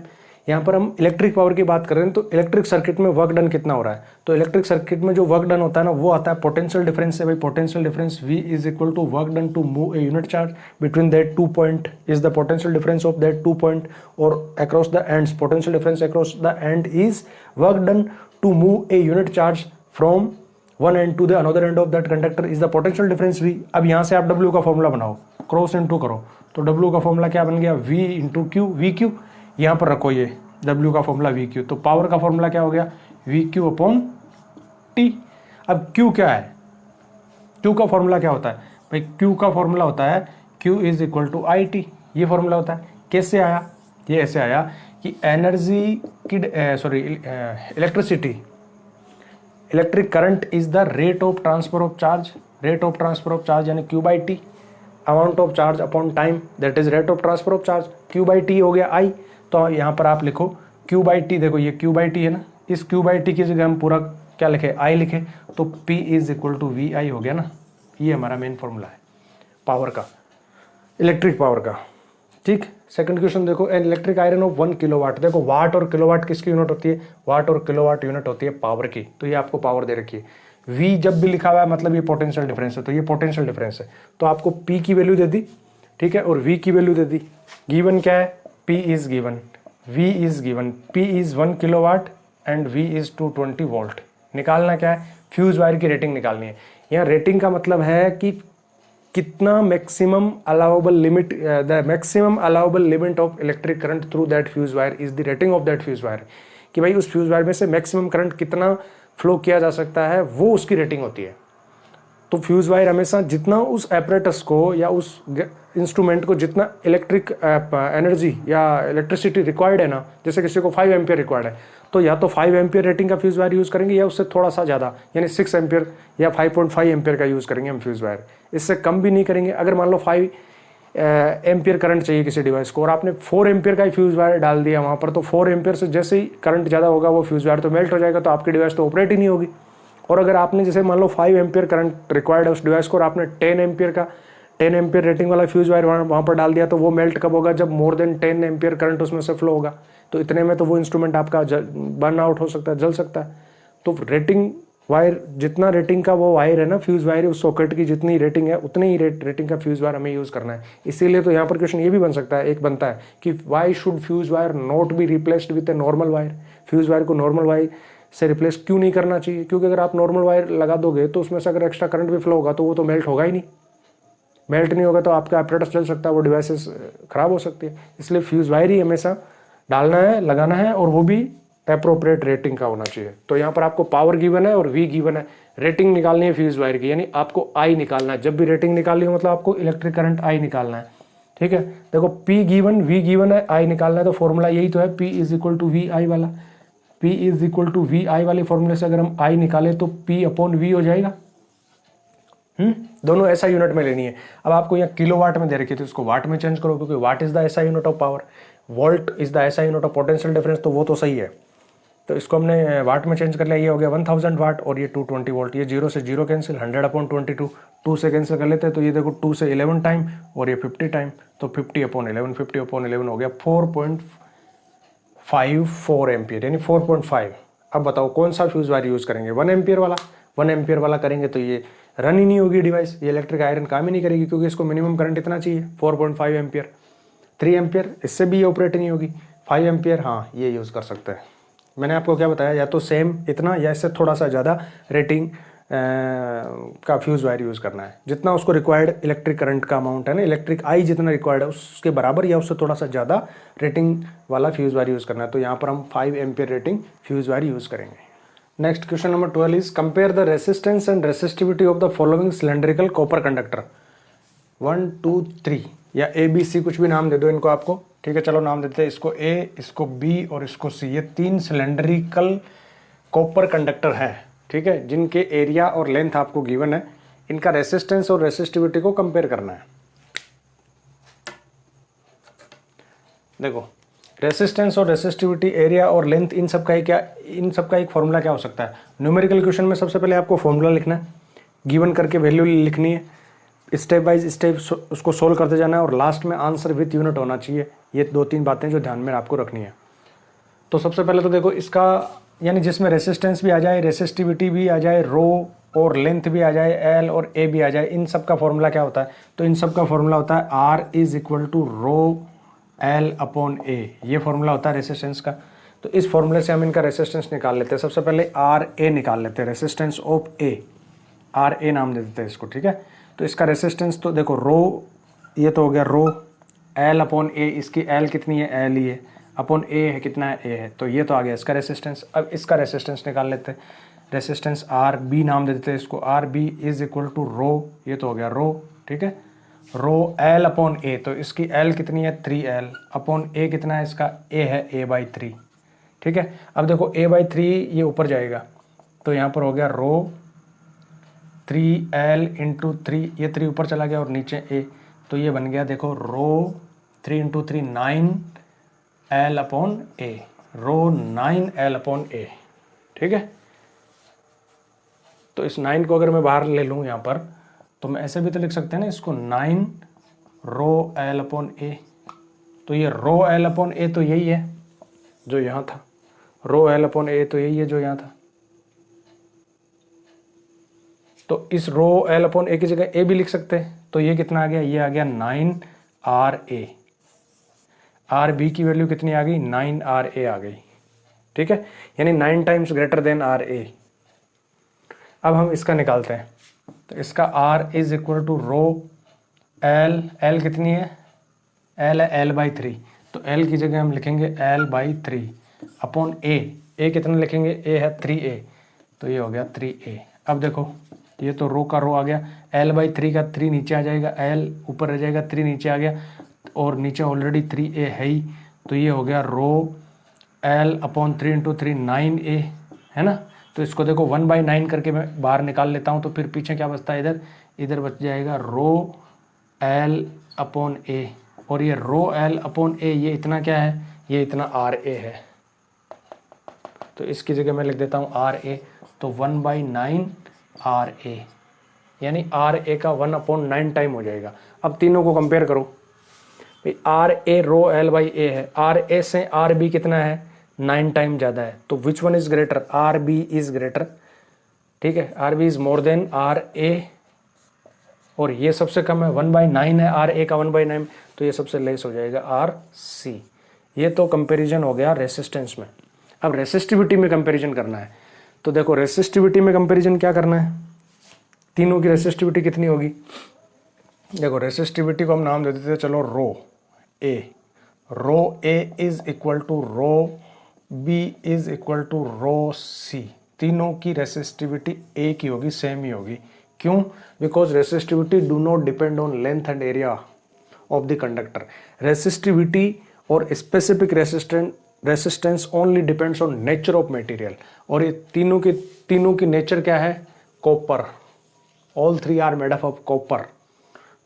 सो कॉपर की रेसिस्टिविटी एक ही रहेगी, चाहे उसकी कैसी शेप हो, लेंथ हो, एरिया हो, कोई फर्क नहीं पड़ता, क्योंकि रेसिस्टिविटी लेंथ और एरिया ऑफ क्रॉस सेक्शन पर डिपेंड नहीं करती, एरिया और लेंथ पर केवल रेसिस्टेंस डिपेंड करता है, इसलिए रेसिस्टेंस तीनों का अलग अलग आ गया। ठीक है, तो ये इसका आंसर हो गया। अब इसके और में एक और क्वेश्चन है, वो करते हैं। जो और में क्वेश्चन है वो ये है, ये डायग्राम दे रखा है, calculate the reading of ammeter and voltmeter. Ammeter और वोल्टमीटर की रीडिंग कैलकुलेट करनी है। देखो एमीटर ना यहाँ पर ये वैसे ना ये R1 मान लेते हैं, इसको R2 मान लेते हैं और इसको R3 मान लेते हैं। तीनों सीरीज में जुड़े हुए। एमीटर हमेशा सीरीज में जुड़ता है, वोल्टमीटर हमेशा पैरेलली कनेक्ट होता है। Ammeter always connected in series, और एमीटर जब सीरीज में जुड़ा है तो चाहे यहाँ जोड़ो चाहे यहाँ जोड़ो, कहीं पर भी जोड़ दो, वो पूरे सर्किट का करंट ही बताएगा, total current of the circuit वो कैलकुलेट करेगा। ठीक है, और वोल्टमीटर हमेशा जैसे यहाँ पर जुड़ा हुआ है ना, तो ये जिस एंड के बीच में जुड़ा हुआ है उस एंड के बीच का पोटेंशियल डिफरेंस मेजर करेगा। टोटल आई निकालना है और 12 ओम रेसिस्टर के अक्रॉस कितना पोटेंशियल डिफरेंस है वो कैलकुलेट करना है। तो पहले अगर हमें टोटल एमीटर यानी टोटल आई निकालनी है, तो टोटल आई निकालने के लिए आई का फॉर्मूला ओम्स लॉ से क्या होता है, I equal to V upon R. हमें टोटल वी और टोटल आर की वैल्यू चाहिए। टोटल वी तो ये रहा गिवन है, जितना की बैटरी है 6 वोल्ट। अब टोटल आर कैसे निकालेंगे, तो सीरीज है तो सीरीज में टोटल आर ऐसे निकालेंगे, ये फॉर्मूला है R1 + R2 + R3। तीनों की वैल्यू अगर हम रखेंगे 5 + 8 + 12 तो ये हो गया 25 ओम। ठीक है, तो आई का फॉर्मूला ये होता है V अपॉन आर, 6/25 0.24 एम्पियर आ गया। एमीटर की रीडिंग ये आ गई 0.24 एम्पियर। अब हमें V की रीडिंग निकालनी है यहाँ पर वोल्टमीटर में। तो वोल्टमीटर वोल्टेज यानी पोटेंशियल डिफरेंस V का फॉर्मूला होता है V equal to I R. अब I इसमें कितना आई जाएगा, सीरीज में I रिमेन सेम। भाई सीरीज में देखो यहाँ से जो I निकला ना, ये करंट जो जा रहा है, इस करंट के लिए कोई अलग कोई पाथ है ही नहीं, अलग कोई चैनल है ही नहीं, वही एक ही रास्ता है। तो सेम टोटल करंट जितना सर्किट का होगा वही पूरा करंट इसमें से फ्लो होगा। अगर यहाँ से जैसे मान लो कोई पैरेलल में अगर जुड़ा रहता ना ऐसे, तो फिर उसके लिए अलग चैनल बनता, तो यहाँ से कुछ I सेपरेट हो जाता, तो I डिवाइड हो सकता था। I remain same, electric current remain same in series, potential different remain same in parallel. ये ध्यान रखना आपको दो बातें। तो ये फॉर्मूला हो गया V का। जब हमें ये V की वैल्यू निकालनी है रीडिंग, तो I इंटू आर। आई की वैल्यू अभी हमने निकाली थी 0.24 एम्पियर इंटू आर। अब यहाँ जुड़ा हुआ है तो केवल यही आर लेंगे हम, टोटल रेसिस्टेंस नहीं लेंगे। अगर ये यहाँ ना जुड़ के, अगर ये पूरा का पूरा वोल्टमीटर यहाँ जुड़ता ना यहाँ ऐसे, तब फिर हम टोटल आर ले लेते। लेकिन अभी केवल 12 ओम वाले के अक्रॉस है तो 12 ओम ही लेंगे यहाँ पर आर की वैल्यू 12 ओम। ठीक है, इन दोनों को इंटू करेंगे तो 2.88 वोल्ट आएगा। तो ये वोल्टमीटर की रीडिंग आ गई। देखो क्वेश्चन नंबर 13 है ना, एनवायरमेंट वाले चैप्टर्स हैं।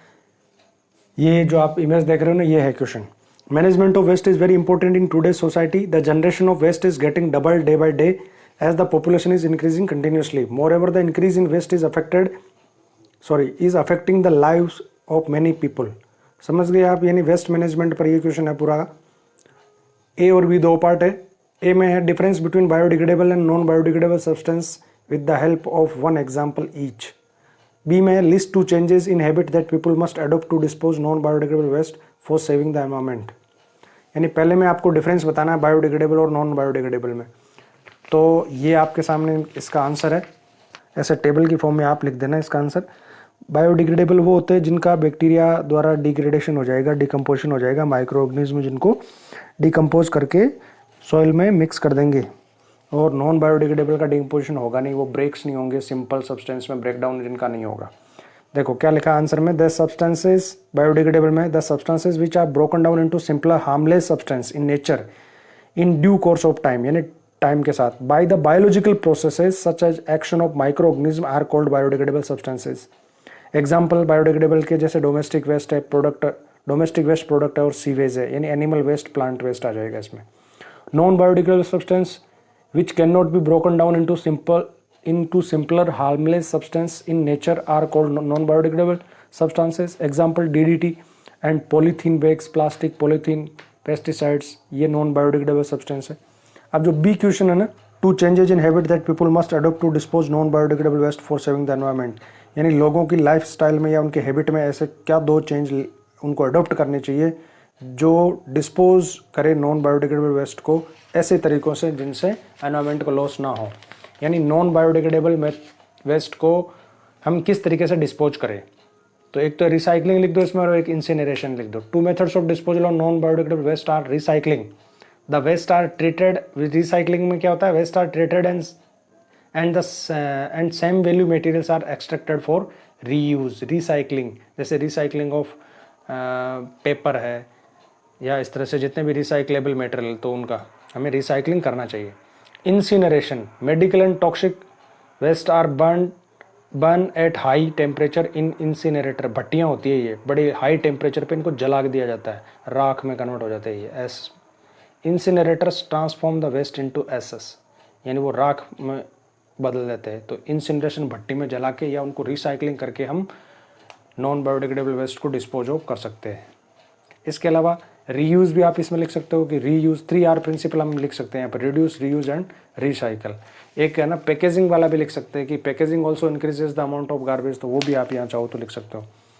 तो ये हो गया इसका क्वेश्चन नंबर 13। ये पार्ट सेक्शन बी हमारा कंप्लीट हो गया। अब सेक्शन सी करते हैं। ये क्वेश्चन नंबर 14 है आपके सामने, मोनो हाइब्रिड क्रॉस पे ये क्वेश्चन है। मैं आपको ये अच्छे से एक्सप्लेन कर चुका हूँ, तो इसमें और कुछ ज़्यादा एक्सप्लेन करने की जरूरत नहीं। क्वेश्चन देख लो आप फटाफट से। A blue color flower plant denoted by capital B is crossbreed with that of a white color flower plant denoted by small b। समझ में आ गया डोमिनेंट कौन सा है, रिसेसिव कौन सा है। 3 क्वेश्चन पूछे, तीनों के आप आंसर कर दोगे आराम से। State the colour of flower you would expect in their F1 generation plant, कौन सा होगा बताओ, जो डोमिनेंट है वही होगा, तो ब्लू कलर एक्सपेक्ट कर रहे हैं। बी क्वेश्चन देखो, what must be the percentage of white flower plant in F2 generation if flower of F1 plants are self pollinated. State the expected ratio of the genotype BB and BB in F2 progeny। बताओ what must be the percentage of white flower in F2 generation if F1 plants are self pollinated। 25%। 25% ही होता है, 3:1 होता है phenotype में, तो phenotype का ही पूछा है, व्हाइट फ्लावर कितने होंगे। State the expected ratio of genotype, BB और BB का जीनोटाइप रेशियो क्या होगा इन F2 प्रोगेनी। आंसर देखो इनका, percentage of white flower plant in F2 generation will be 25। the ratio of genotype B and B small b in F2 progeny will be 1:2। ठीक है। और सी जो क्वेश्चन है ना वो देखो, state the type of plants which are not found in F1 generation but reappeared in F2 generation, right the reason for the same. तो F1 generation में जो अपीयर नहीं हो और F2 में जो अपीयर हो रिसेसिव वाला, तो रिसेसिव कौन सा है यहाँ पर, व्हाइट वाला। रीजन बता दो क्योंकि वो डोमिनेंट है। Being a recessive trait, white flower can only be expressed in the recessive homozygous condition or in the absence of dominant trait, that is only possible in F2 generation। ठीक है। और इसके और में जो क्वेश्चन है ना वो है how dominant and recessive traits are different from each other. Dominant और रिसेसिव एक दूसरे से किस तरह से डिफरेंट है, कैसे अलग अलग है। तो देखो इसका आंसर ये है, dominant trait the characters which get expressed in the presence of its contrasting form is termed as dominant trait. और recessive traits, the traits which remain unexpressed in the presence of its contrasting form is called the recessive trait। और we can say that dominant, ऐसे भी लिख सकते हैं कि dominant trait is the trait which express itself in any possible combination। और recessive trait is the trait which only appear when there is a homozygous recessive condition। Question number 14 में देखो वही है चीज़ें, वो आपको मैं बता चुका हूँ। ये वाला ब्लू फ्लावर है और ये वाला वाइट फ्लावर है, ये ले रहे हैं, ठीक है। तो फर्स्ट जनरेशन में सारे ब्लू ही होंगे, इसके जो गैमेट होंगे वो ये होंगे, इसके जो गैमेट होंगे वो ये होंगे। तो फर्स्ट जनरेशन में जो प्लांट बनेंगे F1 में वो ये बनेंगे, ठीक है। फिनोटाइप दिखने में कैसा दिखेंगे, इसका जैसा, डोमिनेंट के जैसा, ठीक है, ब्लू होंगे ये सारे के सारे। अब अगर इनमें सेल्फिंग करवाए, यानी इन प्लांट में अगर हम सेल्फिंग करवाए और F2 जनरेशन लेवे, तो देखो यहाँ इसके गैमेट कैसे बनेंगे, एक कैपिटल और एक स्मॉल। इधर भी ऐसा ही, एक कैपिटल एक स्मॉल, ठीक है।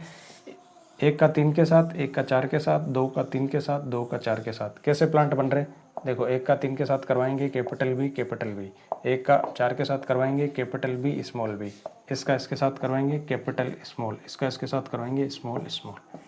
25% plant are the recessive traits, यानी 25 प्लांट्स कैसे होंगे, वाइट वाले होंगे।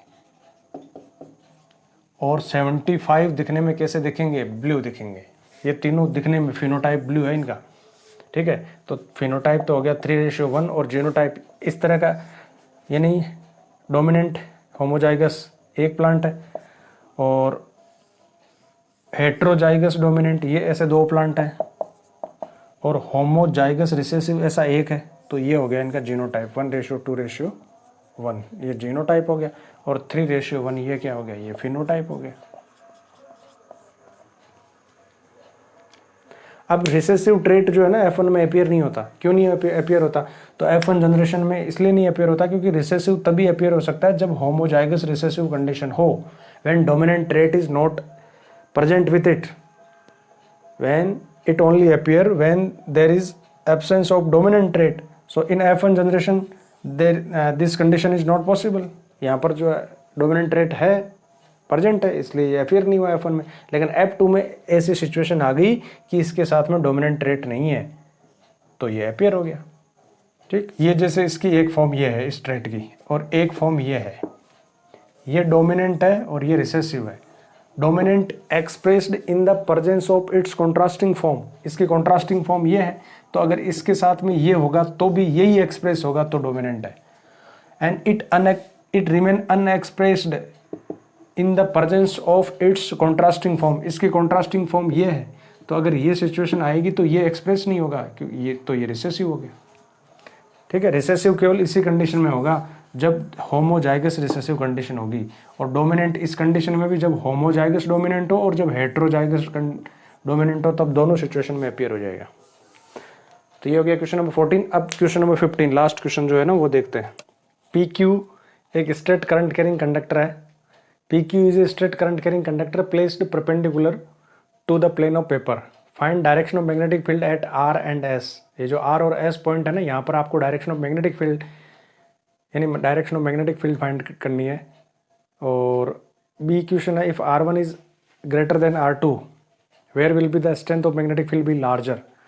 C में पूछा था, polarity of the battery connected to the wire is reversed.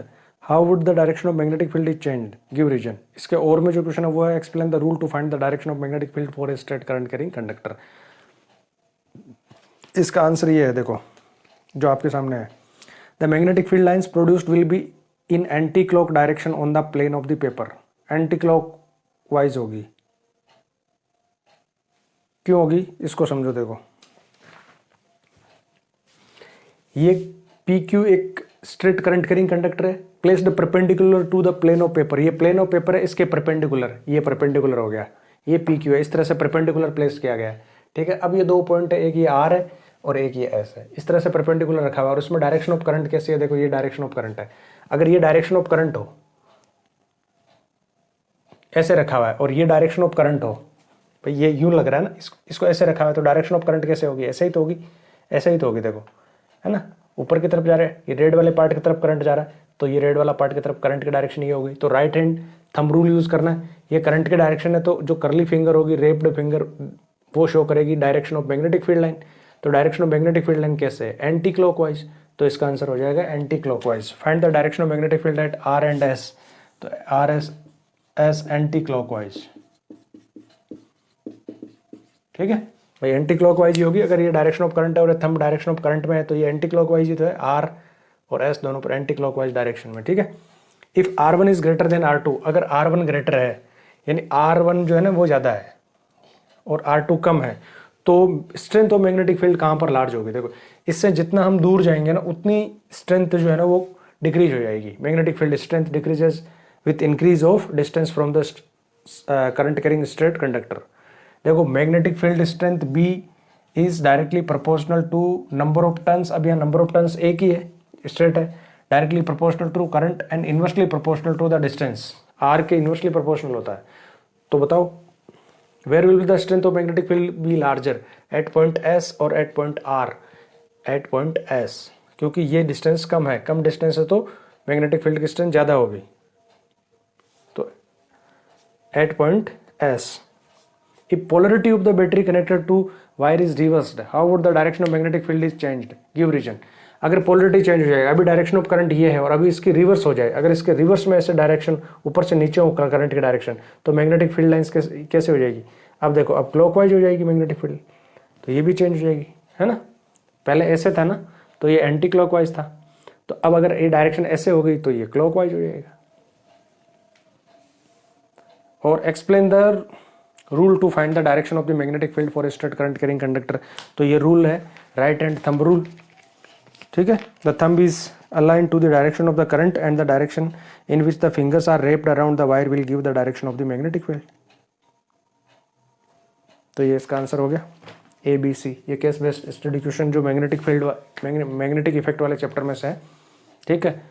Right hand thumb rule use करना है, सिंपल ही है, ज़्यादा कुछ नहीं है। Right hand thumb rule use करना है, थंब डायरेक्शन ऑफ करंट में होना चाहिए, तो जो रेप्ड फिंगर है, मुड़ी हुई अंगुलियां, वो direction of magnetic field line बताएगी। अगर ये डायरेक्शन ऑफ करंट है तो ये एंटी क्लॉकवाइज है ना, आप करके देखो एंटी क्लॉकवाइज आ रहा है, ठीक है, और ये क्लॉकवाइज हो रहा है। तो C का आंसर जब पोलरिटी चेंज कर देंगे तो डायरेक्शन भी चेंज, पोलरिटी चेंज करें मतलब डायरेक्शन ऑफ करंट चेंज हो जाएगी, अप टू डाउन हो जाएगी, तो ये हो जाएगी मैग्नेटिक फील्ड लाइन, ठीक है, क्लॉकवाइज हो जाएगी। और अभी इनिशियली पॉइंट A में एंटी क्लॉकवाइज है मैग्नेटिक फील्ड, डिस्टेंस के इन्वर्सली प्रोपोर्शनल होता है, तो जो डिस्टेंस ज़्यादा है वहाँ पर मैग्नेटिक फील्ड स्ट्रेंथ कम होगी। ये डिस्टेंस R1 ज़्यादा है, तो at point R the strength of magnetic field is weak than point S। The strength of magnetic field is maximum और stronger at point S than at point R। और ये rule ये है ही, when thumb is in the direction of current then finger will show the direction of magnetic field line. तो ये था sample paper 2। Comment करके जरूर बताना कैसा लगा। Please like and share the video. अपने सभी फ्रेंड्स के साथ इन सैम्पल पेपर को शेयर करो ताकि उनको भी इसका बेनिफिट मिले। ऐसे ही क्वेश्चन, इससे और अच्छे अच्छे क्वेश्चन मैं लेकर आ रहा हूँ नेक्स्ट सैम्पल पेपर में। जल्द मिलते हैं, टिल देन बाय। बने रहिए मेरे साथ, keep sharing, keep watching, keep supporting. जय हिंद।